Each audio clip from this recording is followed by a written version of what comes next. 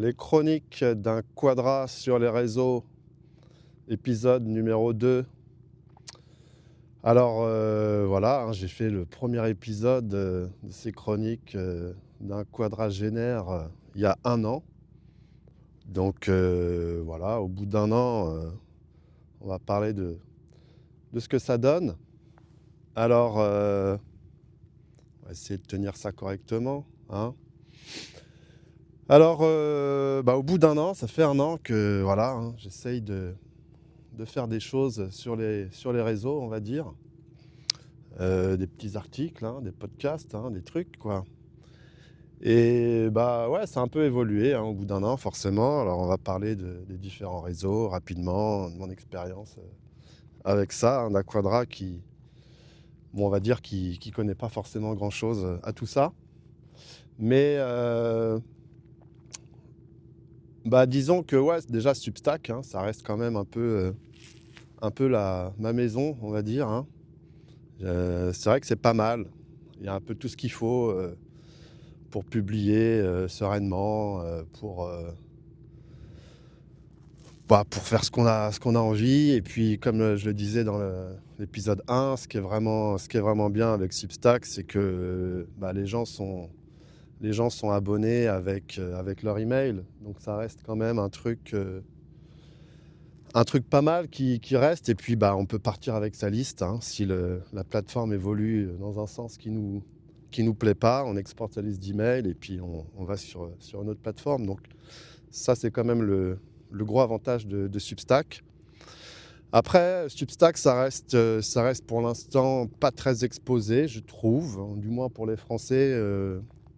Il y a des choses, il y a des gens, mais pas trop. Ça reste un peu gentil aussi, hein. Il y a beaucoup d'écrivains en herbe qui sont très heureux de quitter la pression des réseaux. Je ne sais pas pourquoi, hein. L'idée, c'est quand même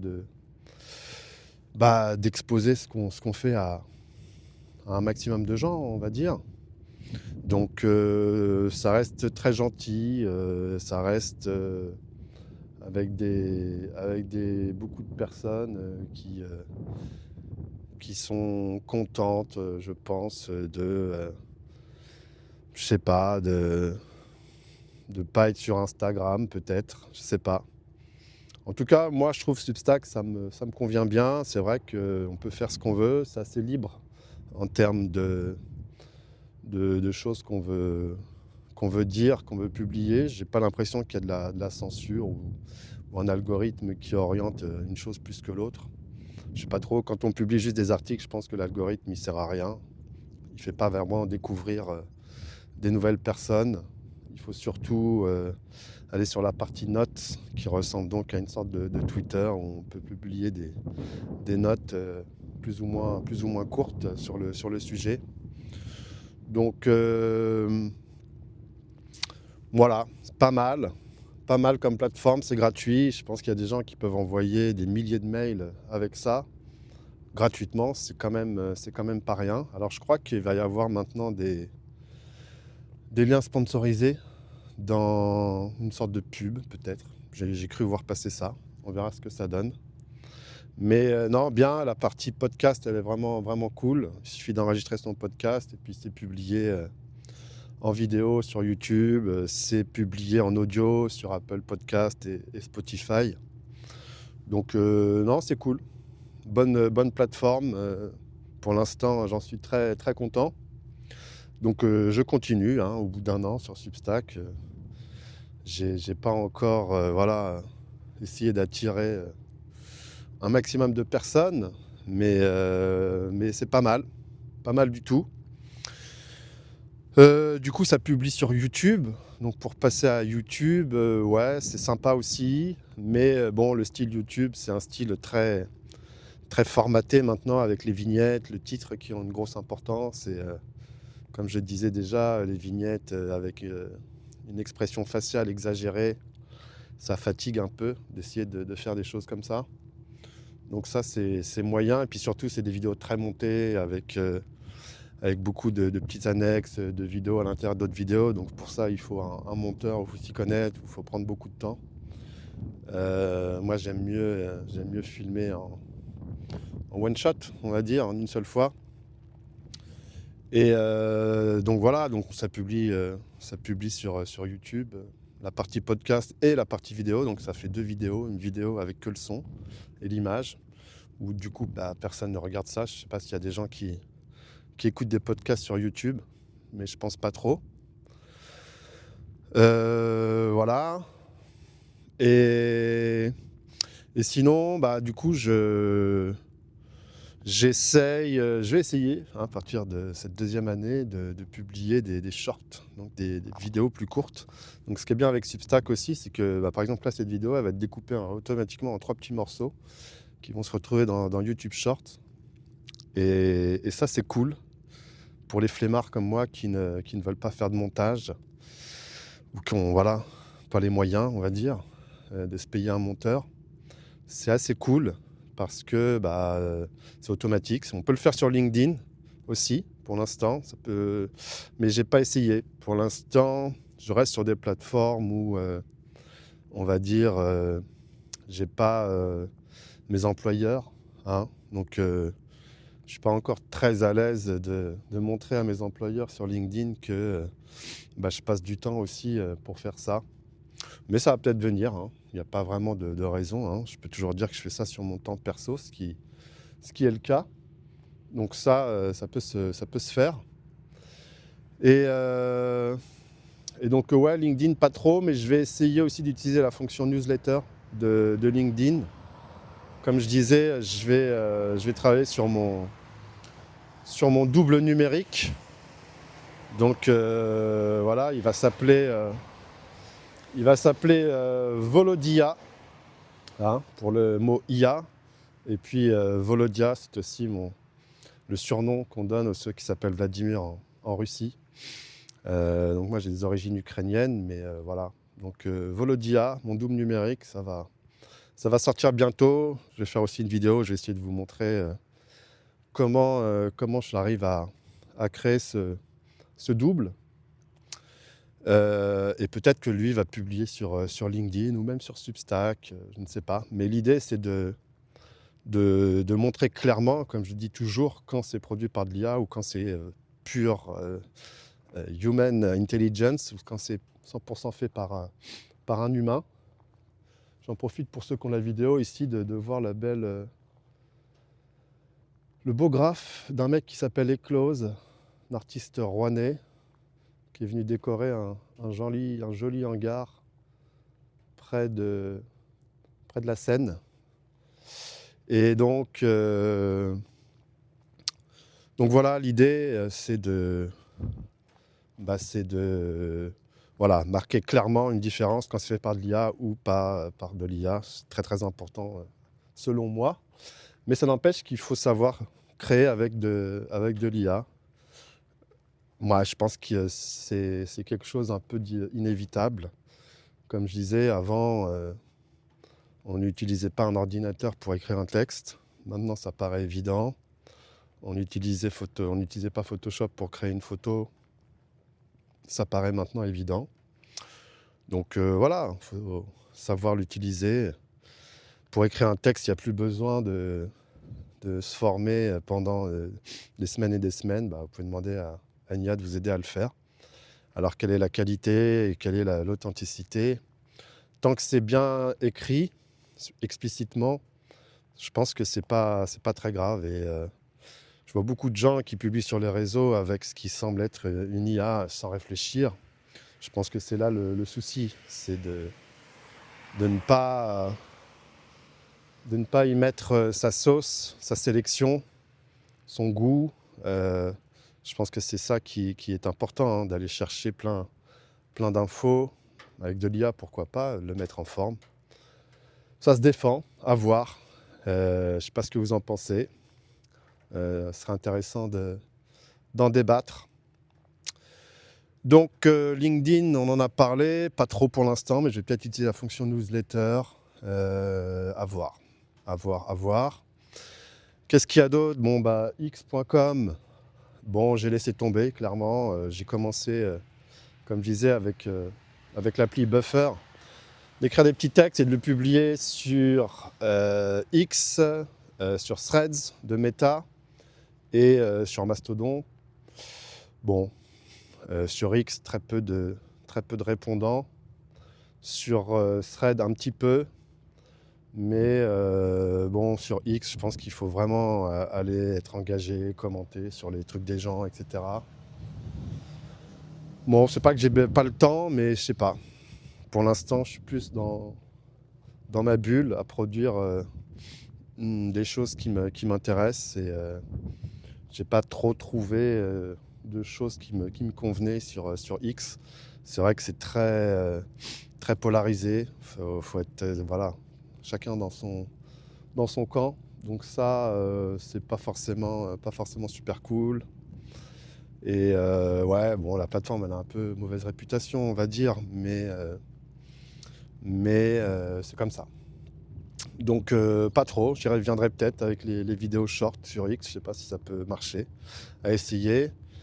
Et puis Thread, Instagram, ou Facebook, c'est pareil, pour l'instant, il y a plutôt des gens que je connais là-dessus, donc je pourrais publier et puis avoir leur retour, mais c'est pareil, c'est pas ce que j'ai envie de faire trop pour l'instant. J'ai plutôt envie voilà, d'exposer mes idées, de voir un peu où ce que ça peut me mener. Qu'est-ce qu'il y a d'autre? Il y a forcément d'autres choses, mais là ça me vient pas tout de suite en tête. Bon, alors Snapchat, forcément, j'ai pas essayé. Je pense que ça sera pas trop la cible. Et oui, la dernière chose dont je voulais parler, donc au niveau des shorts, c'est TikTok. Donc je vais essayer cette année un petit peu de publier des choses sur TikTok. Mon projet, ça va être d'essayer de relever un peu le niveau de la plateforme. Hein. Quand j'y suis allé, j'avoue que j'étais un petit peu surpris du contenu. Je trouve que ça vole pas très haut. On va essayer de pousser le truc un peu plus loin. Est-ce que ça attirera des personnes? Je ne sais pas. L'idée, ça va être de voir ça. Hein. Je suis là pour tester. C'est les chroniques d'un quadragénaire sur les réseaux. Donc TikTok est devenu vraiment incontournable. On a une appli qui s'appelle TikTok Studio qui permet de gérer son contenu, d'avoir des stats un peu comme YouTube Studio. Donc je pense que c'est vraiment une plateforme qui va être très très utilisée.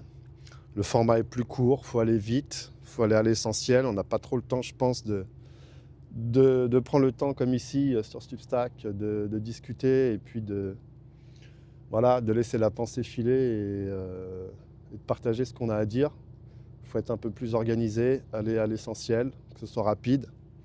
Alors je ne suis pas encore dans le délire de faire un hook spécialement pour attirer l'attention. Je pense que voilà, si on a une bonne idée et qu'on y va direct, ça peut marcher. À voir, à essayer. Donc il doit y avoir un lien quelque part vers mon compte TikTok et les vidéos courtes extraites de Substack, c'est parfait. C'est pour ça que là j'essaye de filmer avec un format smartphone vertical. Je pense que voilà, c'est un format moderne, on va dire. Faut pas lutter contre la modernité. Et ouais, c'est intéressant. C'est une plateforme TikTok quand même assez fascinante. Beaucoup de personnes, un algorithme totalement différent. On ne s'abonne pas spécialement aux gens, même si je pense que maintenant c'est possible. Ils viennent d'ajouter les stories, les posts écrits. Intéressant. Pareil, à voir. On peut mettre de la musique. Bon. Ouais, c'est quelque chose à essayer. Mais ouais, en termes de volume, ça va très vite. Ça va très très vite. Le minimum sur une vidéo TikTok, apparemment, c'est 300 vues. Alors, il semblerait qu'il y ait une sorte de prison des 300 vues pour des petits créateurs. Et pour dépasser ça, je ne sais pas. On va voir ce qu'il faut faire. Et ce qui m'a marqué aussi, c'est TikTok Shop. Donc, c'est une sorte de Temu où ce sont les propres personnes qui font la promotion des articles en encaissant une petite commission à chaque vente. Et donc ça, c'est vraiment intéressant comme modèle. Ce n'est pas du tout ce que j'ai envie de faire, mais à observer en tout cas. C'est assez cool parce que bah voilà, ils ont la plateforme de produits, donc Temu, hein, de toute façon c'est la Chine, Temu, AliExpress ou autre, avec des produits pas chers qu'on peut acheter en quantité, livrés directement depuis la Chine, donc écologie, tout ça, hein, c'est pas cool. Mais par contre, le modèle est très fort, puisque du coup, ils n'ont même pas besoin de faire la promotion des articles, c'est les gens eux-mêmes qui le font pour une petite commission. Donc ça, c'est fort. Ils sont très forts pour ajouter des choses dans une seule application. Alors il semble que TikTok USA a été sauvé par Trump, hein. Plutôt que de le bannir, ils ont pris le contrôle, ou du moins ils ont cédé une partie. À voir, hein, où est-ce que les données sont stockées et répertoriées. Bon, à son niveau, chacun à son petit niveau, je pense qu'on s'en fout un peu, mais je pense que ça fait quand même une grosse différence, hein, en termes de géopolitique, que bah, une plateforme soit comme ça, gérée vraiment par l'État. Ça me fait penser à l'interdiction là, dont on entend parler pour les enfants de moins de 15 ans, donc ils ont été obligés de faire un selfie et d'envoyer leur photo d'identité pour utiliser les réseaux sociaux. Donc ça part d'un bon sentiment de protection des enfants, même si c'est plutôt au niveau des parents qu'il faut faire ça, mais les parents qui sont dépassés, qui n'y arrivent pas, je pense qu'ils sont contents de confier ça à l'État. Parce que c'est une bonne chose, c'est pareil, on peut en parler, hein, je ne suis pas persuadé du tout. D'ailleurs, bon, j'ai pas grand-chose à vendre, mais si vous voulez gérer la vie numérique de vos enfants, j'ai écrit un e-book sur le sujet. Je vais essayer de mettre le lien quelque part. Ça s'appelle le couvre-feu numérique. Alors, comment mettre en place un couvre-feu numérique? Alors, le mot couvre-feu, il est un petit peu fort, il peut un peu faire peur. L'idée, c'est pas de censurer ou de couper, mais c'est voilà, de limiter pour que les enfants apprennent à utiliser ça correctement. Donc, c'est pas très cher, je crois que ça doit être 7 euros. Je vais essayer de mettre le lien quand même si je suis un gros flemmard. Et ouais, je vous explique comment faire ça sereinement. Moi, j'ai 3 enfants et ouais, je pense que ça peut être utile. Et pour revenir à cette interdiction d'utiliser les réseaux pour les jeunes de moins de 15 ans, en gros, faire le selfie et faire une photo de sa pièce d'identité, ça va être un très très beau fichage, hein, de nos jeunes. Donc avant même d'avoir accès au réseau, on saura clairement qui est qui. Et puis une fois que ça c'est dans la base de données, ce sera bien sauvegardé et utilisé voilà, hein, pour trier les gens, savoir ce qu'ils font. La vie numérique des gens va devenir quelque chose d'important. Pareil que pour aller aux États-Unis et avoir un visa, on va analyser vos réseaux et si vous critiquez trop les États-Unis, je pense qu'on ne vous laissera pas rentrer. Donc clairement, on rentre dans une ère où on va ficher les gens. Et en Europe, on est très fort pour essayer de réguler, hein, comme d'habitude, au lieu de proposer de l'innovation. Et on va avoir des fiches sur nos jeunes enfants avant même qu'ils utilisent les réseaux, et puis ils garderont ça toute leur vie. Ce sera dans la base de données de l'État, qui d'ailleurs apparemment semble être de vrais branques pour sécuriser ça, parce qu'on n'en a pas parlé, mais il y a eu une faille énorme de sécurité sur les fichiers du gouvernement français. Je crois que ce sont des ministres qui ont échangé des mots de passe par email, hein. Donc l'email, c'est en clair sur Internet. Ça se balade, c'est pas chiffré. Et c'est même pas un gouvernement, ce sont un petit groupe de hackers qui ont récupéré ce mot de passe, puis qui ont eu accès à tous les fichiers de la CAF, je ne sais plus trop quoi exactement, des trucs de gouv.fr, des noms de gens. Je crois qu'il y avait aussi les gens qui font les selfies pour accéder à des sites porno, la liste avec la photo. Si vraiment c'est ça, c'est fort. Là, je pense que là vraiment, on y est, hein. On y est bien dedans. Mais ça n'empêche que les réseaux sociaux, ça reste à mon avis, hein, alors je vous bassinais au l'épisode précédent sur les médias sociaux. Je pense toujours que c'est vraiment une source de médias maintenant, une sorte de médias citoyens. Donc c'est important de les utiliser d'y exprimer ses idées, ce que j'essaye de faire. Et puis au moins, on prend un peu le contrôle. Hein, plutôt que d'être fiché sans vraiment savoir, là, on publie ses idées et si on est authentique, voilà, on n'aura pas de honte à savoir que des gouvernements lisent ce qu'on a publié. Hein. Donc, et puis, ce sont des données faites par des humains qui vont entraîner des IA. Et ça aussi, ça a de la valeur. Alors malheureusement, ça, on ne peut pas vraiment le sauvegarder, parce que sur ces plateformes, on accepte tout un tas de conditions d'utilisation qui font que on laisse ces données, hein, des Américains en particulier, ou des Chinois, avec TikTok. Hein. Mais c'est un peu la même chose. Mais voilà, même si là, je suis dans l'expérimentation, j'ai pas vraiment grand-chose à vendre, hein, comme je vous disais, à part mon petit e-book. Hein, c'est pas forcément pour s'en mettre plein les fouilles, même si ça pourrait toujours être utile. Mais je continue à penser que c'est une compétence qu'il faut pouvoir acquérir de nos jours, utiliser les réseaux sociaux et se constituer, on va dire, une sorte d'audience avec une mini-communauté, on va dire, des gens qui vont partager nos idées pour échanger, pour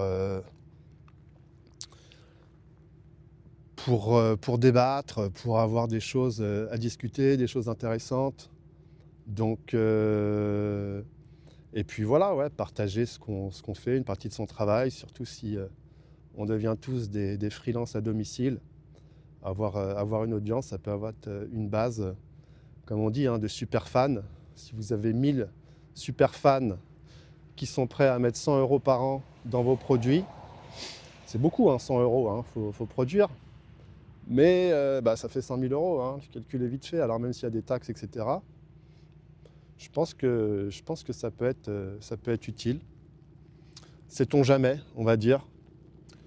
Donc voilà, l'épisode 2, l'utilisation des réseaux sociaux. Cette année, on va rester encore un peu sur Substack, la maison. On va essayer de construire des choses, partager des idées. Il commence vraiment à pleuvoir ici, donc je vais devoir arrêter. Et voilà, se constituer une audience, savoir parler devant une caméra, savoir faire des podcasts, savoir écrire des articles pour publier ses idées. Ça me semble des compétences intéressantes dans ce monde moderne, connecté, qui est en train de changer avec beaucoup d'IA, savoir maîtriser l'IA, savoir se créer un double plutôt que quelqu'un le crée à notre place. C'est ce que je vais essayer de faire. C'était le haut-parleur.